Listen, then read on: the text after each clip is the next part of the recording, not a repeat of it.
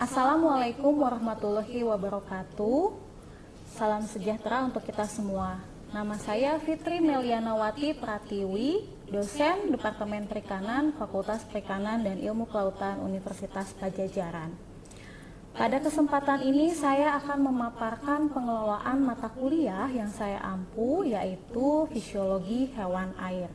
Mata kuliah Fisiologi Hewan Air ini merupakan mata kuliah 3 SKS yang bertujuan untuk membekali mahasiswa dengan pemahaman mengenai struktur dan fungsi organ dari hewan air, terutama ikan, serta bagaimana peran lingkungan dan internal tubuh ikan atau hewan air lainnya terhadap proses kehidupan organ tubuh akuatik.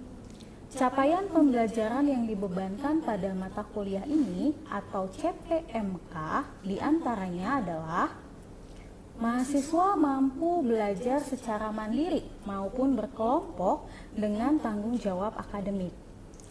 Yang kedua, mahasiswa mampu menguasai teori dasar dari sistem hewan air serta mampu membedakan struktur dan fungsi dari organ tubuh hewan air, terutama ikan. Yang ketiga, mahasiswa mampu menjelaskan peran fisiologis, terutama peranannya dalam perikanan budidaya dan konservasi. Yang keempat, mahasiswa mampu menganalisis perubahan fisiologi yang terjadi akibat perubahan lingkungan. Saya menerapkan pendekatan DIA dalam strategi pembelajaran. D merupakan delivery, di mana materi disampaikan melalui sinkronus dan asinkronus. Sinkronus merupakan mata kuliah tatap muka, baik luring maupun daring. Sedangkan materi asinkronus berupa kombinasi dari presentasi, video pembelajaran, self-paced learning, maupun tambahan referensi dari buku dan jurnal terkait konsep-konsep dasar fisiologi hewan air. I. Interaction. Adanya interaksi pada saat perkuliahan. Dalam sesi ini, mahasiswa diharapkan dapat menerapkan diskusi kecil, berkelompok, FGD, studi kasus, dan lain sebagainya.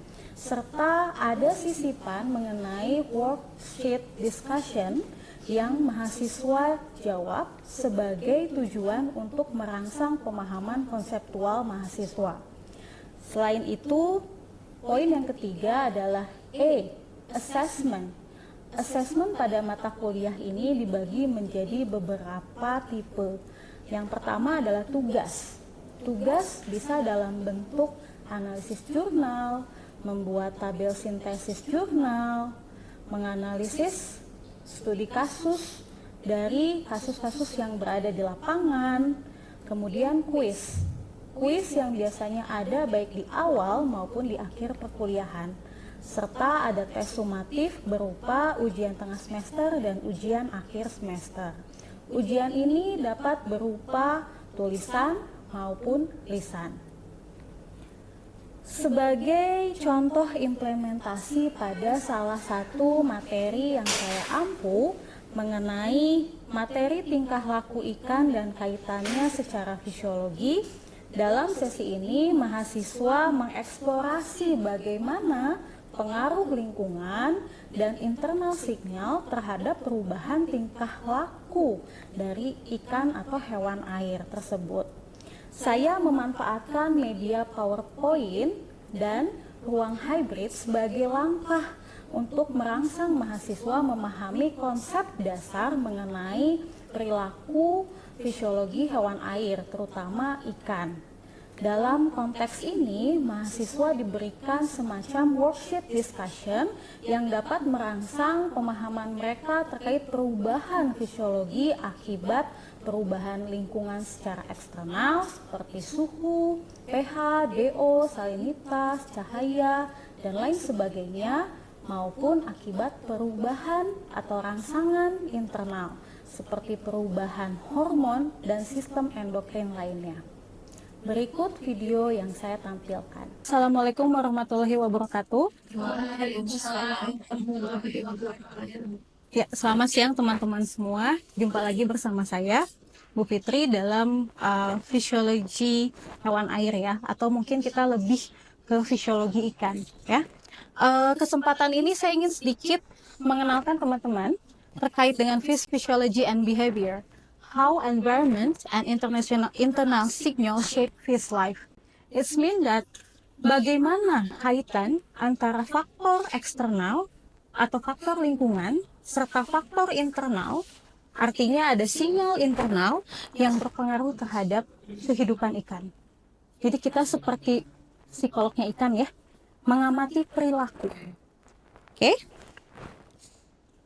Jadi perilaku yang dilakukan oleh ikan, berenang, kemudian mencari mangsa, kemudian berperan sebagai predator, itu ada internal signalnya atau dikontrol melalui fisiologi dalam tubuh ikan. Jadi pertama, sinyal dari luar itu akan masuk ke sistem syaraf pusat. Oke, atau kita kenal sebagai central nervous system.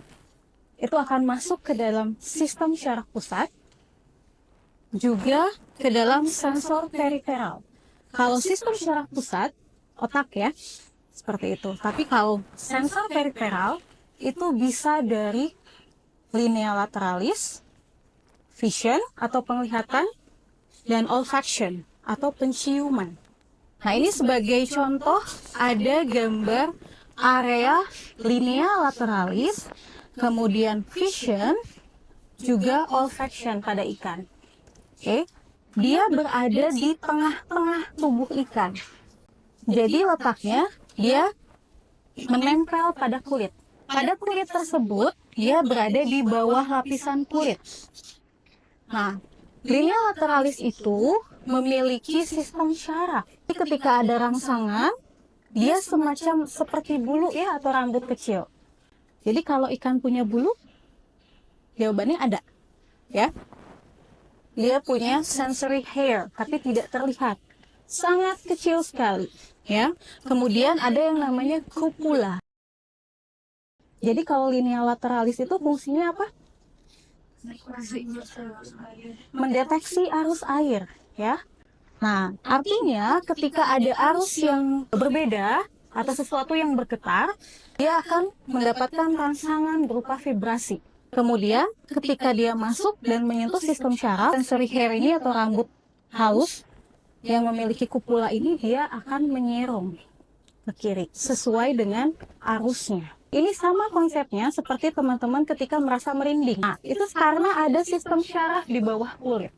Tapi konsepnya di sini karena tadi kaitannya dengan linea lateralis. Nanti kaitannya menjaga homeostatis atau keseimbangan di dalam tubuh ikan.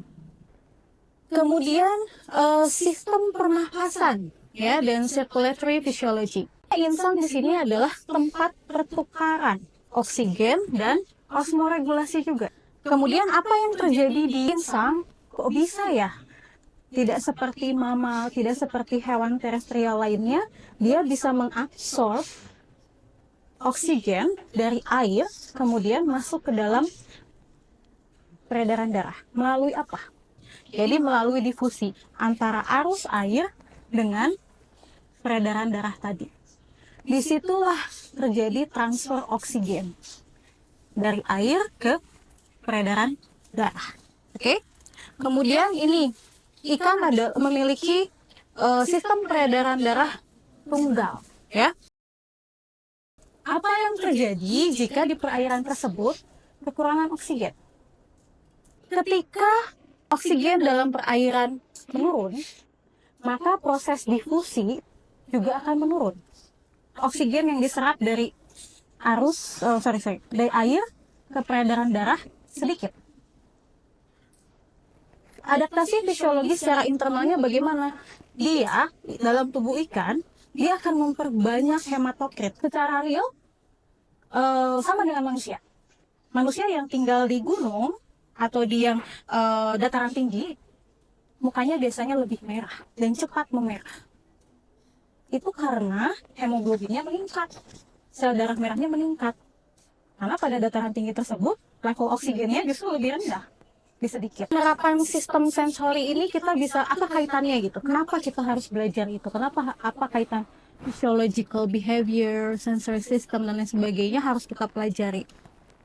Ternyata lateral line sensing ini atau linea lateralis pada ikan ini mempengaruhi schooling, kemudian vision, dan olfaction, penglihatan dan penciuman. Untuk ikan-ikan bertulang sejati, dalam mencari mangsa dan makan, mereka lebih banyak mengandalkan penglihatan dulu, vision. Itulah yang menyebabkan kenapa pelet-pelet pada pakan ikan buatan dibuat warnanya coklat keorenan. Bukan tanpa sebab, bukan tanpa alasan. Kemudian ada faktor-faktor eksternal dan internal yang mempengaruhi behavior.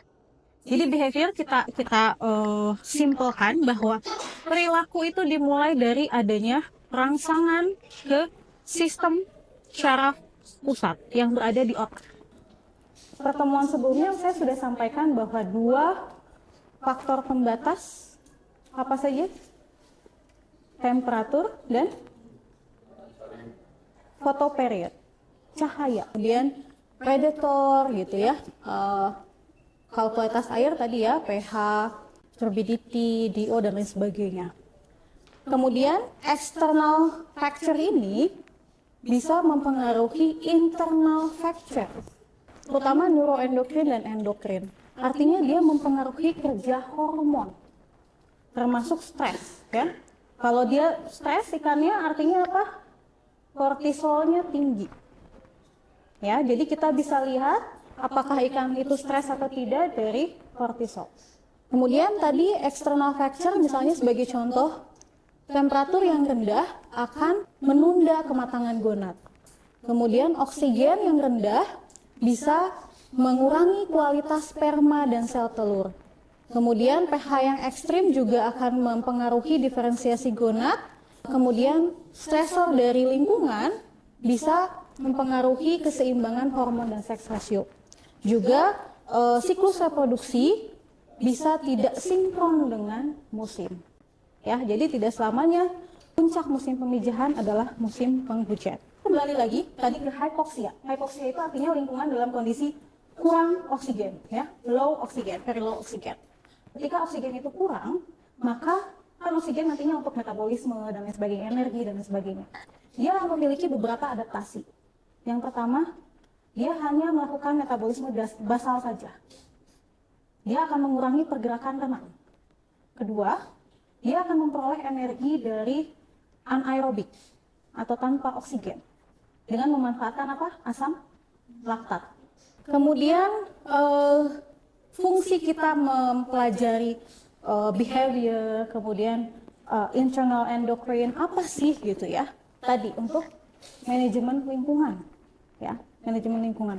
Caranya gimana? Ada beberapa pendekatan secara eksperimental, ya. Yang pertama biasanya kita menggunakan tag. Jadi ada pit tag, ada fish bite dan lain sebagainya. Itu dimasukkan di bawah kulit atau insang di sisi. Untuk ikan-ikan migrasi biasanya kita bisa tempelkan begitu saja, karena dia nanti migrasi kemana-kemana, jadi kita tahu, kita bisa tracking salmon, misalnya sidat dan lain sebagainya, itu kita bisa buat untuk tracking migrasi. Atau kalau eksperimental di lab, itu kita bisa untuk melihat lokomotor atau pergerakan renang. Jadi ketika ditempel tag ini, dia bisa memonitor ini tuh geraknya kemana sih? Apakah sering ke permukaan, sering berputar-putar, atau seperti apa? Jadi setiap gerak atau setiap renang ikan itu punya makna. ya, seperti itu. Nah, ini ada salah satu contoh sea bream, European sea bass ya, untuk melihat exercise. Kemudian ada respirometer chamber. Jadi bentuknya begini, U gitu. Ikannya berenang di sini. Nanti kita ukur DO sebelum di awal dan di akhir. Jadi kelihatan tuh berapa banyak oksigen yang dia ambil. Dilihat dari DO-nya. Seperti itu. Oke. Next. Sorry. Nah, ini beberapa aplikasi dalam aquaculture ya. Early stress detection ya. Kemudian early warning system. Jadi misalnya di Waduk Cirata kita setting alat untuk detektor ya, menggunakan IoT dan lain sebagainya, sensor suhu dan sebagainya. Kita cek tuh. Ketika stimulus eksternalnya berubah, maka itu menjadi early warning system. Kapan harus kita panen? Ya, kapan harus kita kasih makan, kapan kita harus meningkatkan DO-nya dan lain sebagainya. Nah, itu kita bisa aplikasikan di aquaculture and ecology. Oke, jadi water management and aquaculture. Nah, ini contohnya. Ini salah satu yang mungkin saya sampaikan sebelumnya terkait penggunaan self feeder ya. Bahwa ikan memiliki capability untuk mencari makan sendiri. Jadi ceritanya ini pendulum ini dianggapnya makanan. Ketika dia sentuh, makanan akan turun. Ini salah satu setup yang ada waktu itu project saya di Jepang gitu ya. Tapi bentuknya kotak ya, kotak seperti ini. Jadi beda dengan automatic feeder. Kalau self feeder berarti dia by physiology. Jadi dia tahu kapan dia makan. Kalau dia stres, hypoxia, dia tidak akan makan. Seperti itu. Konsepnya seperti itu. Kesimpulannya berarti fish behavior atau perilaku ikan itu merefleksikan dari apa yang terjadi dalam tubuhnya. Internal signal. Yang sebetulnya dia dapatkan juga dari lingkungan seperti tadi. Gitu. Kemudian stressor like hypoxia dan lain sebagainya bisa mempengaruhi gerakan ikan, kemudian reproduksi dan metabolisme. Ada beberapa alat monitoring ya, seperti fish bite atau pit tag dan lain sebagainya, itu untuk melihat lebih ke arah ekologi, ke konservasi, seperti itu. Oke. Kemudian saya ada task. Ada beberapa pertanyaan dari saya, mungkin teman-teman boleh jawab ya. Dari case yang hypoxia, menurut teman-teman apa sih perbedaan antara satu spesies dan spesies yang lain dalam mengadaptasikan fisiologinya? Kalau menurut saya Bu, lihat dari misalkan ikan yang bisa bertahan di hypoxia kan contohnya ikan lele ya Bu, sama ikan yang biasa ikan nila gitu. Nah itu cara adaptasinya si ikan lele kan dia punya si alat bantu pernafasan. Nah itu bisa menjadi pembeda dari sistem pernafasannya gitu sih Bu kalau menurut saya. Oke, ya. Jadi contohnya tadi misalnya ikan lele atau ikan serupa ya, yang dia memiliki high tolerance terhadap perubahan DO atau lingkungan ya. Dia memiliki adaptasi secara fisiologis berupa tambahan organ ya, seperti itu. Apa bedanya kalau ikan tawar dan laut? Ikan air tawar itu lebih toleran terhadap hypoxia. Karena di tawar itu fluktuasinya lebih cepat. Jadi seperti di waduk ya, turnover itu akan mudah terjadi. Membalikan massa air dibandingkan upwelling di laut. Apa yang terjadi ketika ikan-ikan di laut mengalami di perairannya hypoxia? Dia akan mencari tempat yang banyak memiliki kandungan oksigen. Jadi adaptasinya lebih ke tingkah laku. Dia akan berpindah-pindah begitu. Kalau ikan air tawar, ya lingkungannya di situ. Dia mau lari kemana? Kalau dia tidak bertahan, dia mati. Gitu. Jadi itu adalah adaptasi fisiologis, ya seperti itu. Kemudian poin yang kedua, sensory system yang mana? Yang tadi ya, linear lateralis, vision dan olfaction. Yang paling penting dalam menghindari predator. Dan apakah polusi udara berpengaruh? Tidak. Ini kaitannya apa? Mungkin kalau nanti teman-teman penangkapan dan sebagainya ada ya, yang minat penangkapan segala macam. Kemudian ke konservasi juga. Contoh realnya adalah suara kapal. Disrupt. Itu akan mempengaruhi ikan. Lewat apa? Dia tidak punya pendengaran seperti kita ya, kaget gitu telinga. Tapi lewat linea lateralis karena ada gelombang suara yang masuk ke air. Gitu. Jadi suara-suara kapal kadang-kadang ini menjadi concern ahli konservasi. Karena itu ketika di fishing ground itu menjadi problem. Karena berisik itu bisa mengganggu atau mengakibatkan stres pada ikan. Ya, gitu. Oke, yang ketiga is the impact of microplastic greater on the nervous system on juvenile fish compared to adults. Jadi case-nya sekarang polusi mikroplastik. Polusi mikroplastik itu kira-kira berpengaruh nggak terhadap sistem syaraf? Dan bagaimana pengaruhnya antara ikan kecil dan ikan dewasa? Berpengaruh tidak? Pengaruh. Efeknya lebih besar yang mana? Ke ikan kecil atau ikan dewasa? Kecil. Kenapa?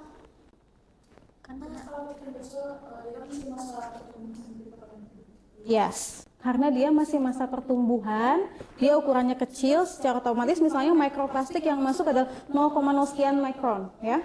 Kita compare dengan volume tubuhnya, maka dosis mikroplastik yang masuk akan lebih besar. Dan apa yang terjadi? Dia ada long term effect. Dia akan stay lama di tubuhnya, terutama di lung, di paru-paru, jantung, itu akan mengendap lama di sana dari sistem syaraf.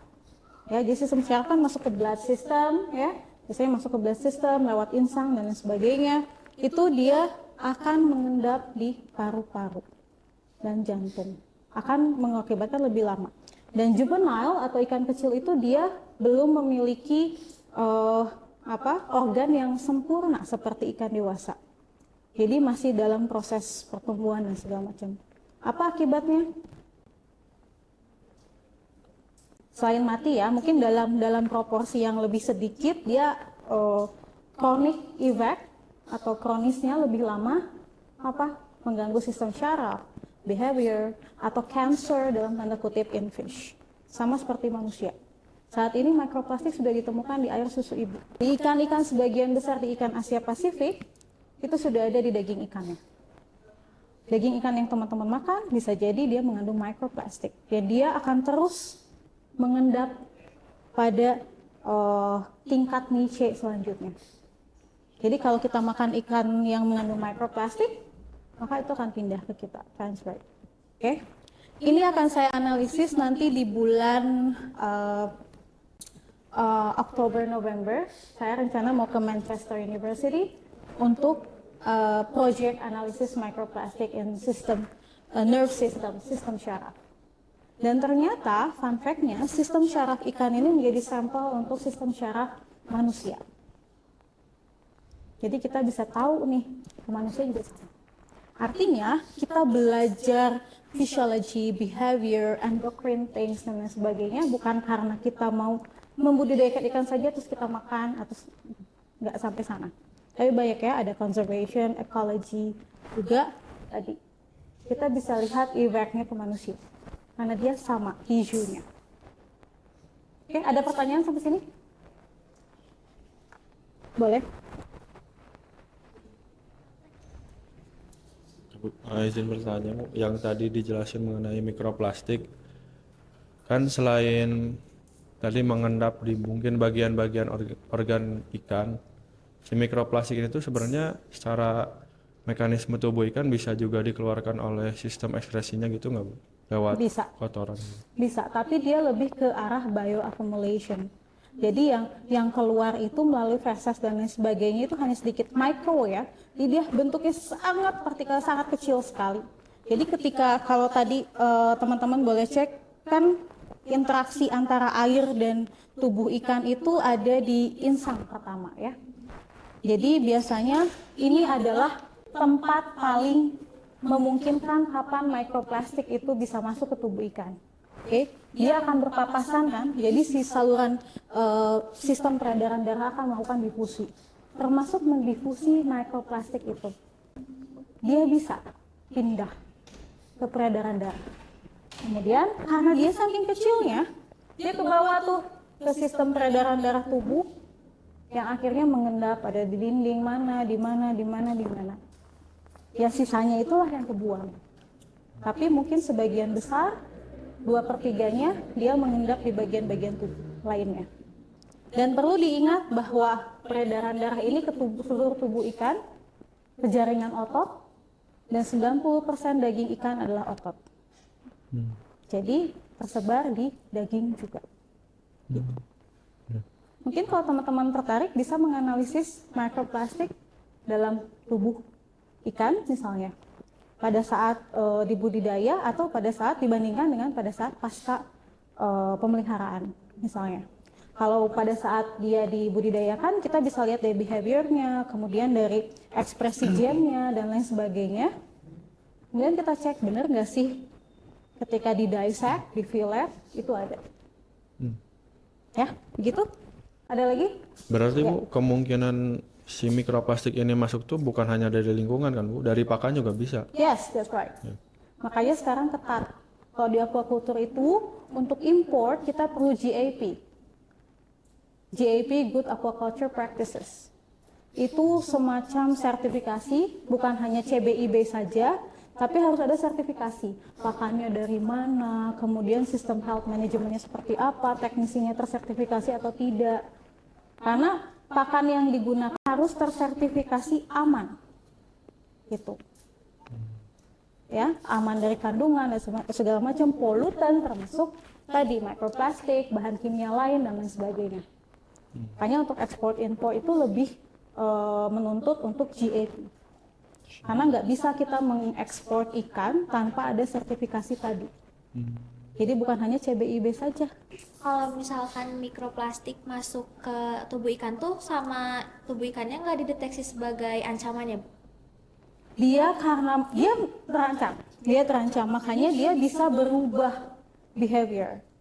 Dia pasti merasa ada sesuatu nih yang masuk ke tubuh saya, lalu perasaan tersebut berarti dari peripheral sensor ya, masuk ke sistem syaraf pusat di otak, dia akan melakukan, bisa jadi dia stres, atau dia merubah pola berenangnya, itu possible.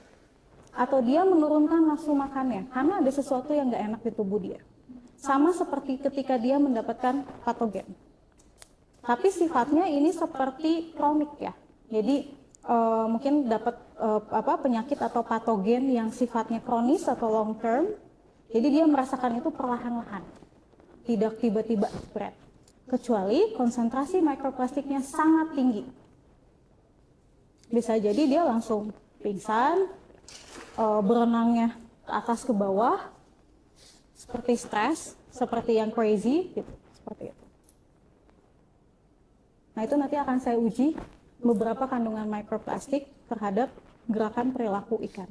Jadi kita bisa tahu, sebelum kita kan kalau kita mau tahu kandungan mikroplastiknya, kita harus dissect, kita harus bunuh dia.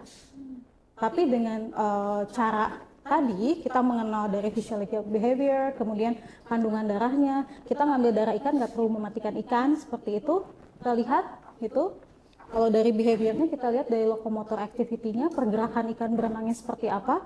Oh ini terjangkit, terpapar mikroplastik. Topik yang menarik ya, karena mikroplastik ini sudah sangat terlalu membahayakan. Ini tag ya, kalau dia taggingnya di insang. Kalau saya dulu, saya penelitian, saya masukkan di bawah muzzle. Jadi di antara skin dan muzzle itu ada lapisan dermis itu. Nah di situ, di dekat sirip dorsal di situ. Itu pakai semacam alat suntikan. Itu namanya PIT tag, PIT tag. Nah PIT tag ini dia di dalamnya seperti microchip. Dia punya kode misalnya X13 kayak paspor aja gitu, X berapa kode gitu. Nah, kemudian ada alat pembaca tagging. Jadi ikannya berenang gitu-gitu, tinggal kita scan, titit gitu. Kodenya keluar. Sistem barcoding. Dan dari situ, kalau misalnya kita hubungkan dengan komputer atau mungkin AI, bukan AI, IoT, kita bisa lihat tuh kalau mau migrasi ikan itu kemana, dia kemana. Jadi tagging itu per individu. Karena kalau di fisiologi, satu spesies, beda individu akan beda adaptasinya. Tidak akan sama. Makanya kita pakai sampelnya individu. Si ikan A dan ikan B walaupun dia umurnya sama, spesiesnya sama, tapi dalam adaptasi fisiologinya belum tentu sama. Kalau di insang, dia dijepit begitu ya, dia bisa melukai. Jadi insang sama kulit yang akan lebih cepat regenerasi itu kulit. Ya, terus kemudian kemungkinan dia lepasnya itu besar peluangnya dibandingkan dengan yang di bawah kulit. Gitu ya. Jadi macam-macam fungsinya. Saya rasa cukup, mudah-mudahan ilmunya bisa bermanfaat buat teman-teman. Cukup dari saya, terima kasih. Assalamualaikum warahmatullahi wabarakatuh.